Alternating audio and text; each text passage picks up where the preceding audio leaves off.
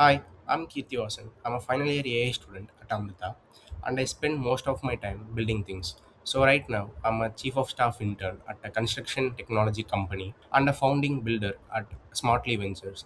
My work sits across engineering, product, operations, and execution, and I enjoy being close to problems and figuring out how to get them solved. Over the past few years, I have worked on a range of projects. One of them was a voice agent platform that my team rebuilt after our hackathon problem statement changed halfway through the event. We also had only about 6.5 hours left, started over, and we ended up winning the prize. So another project was pipe inventory system that runs entirely on Raspberry Pi without cloud connectivity. It achieved 98.7% accuracy for single pipe, and we also received our patent published and currently under review for publication. I also contributed to Protocol Lab Dev Guild and interoperability testing infrastructure for Lipi2P and distributed systems, and also contributed to Storacha and Akayo.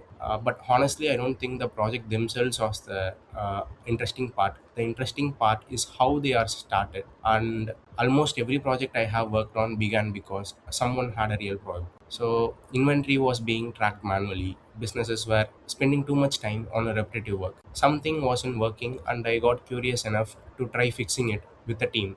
So I have found that the technology usually isn't the hardest part. The understanding of the problem deeply enough to build the right thing is much harder. And that's probably the biggest lesson I have learned throughout this journey of building. Lately, the problem I keep coming back to is the agent infrastructure.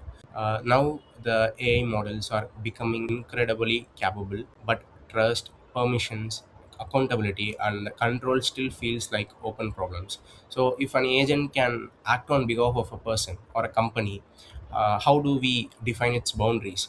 How do we verify how it did? How do we intervene when something goes wrong through human in loop? So these are the stuff I care about, and my team and I have been experimenting with ideas in this space, and it's the area I'm most excited to keep exploring. The reason I'm applying to Polaris is simple. The biggest leaps in my growth haven't come from courses or competitions.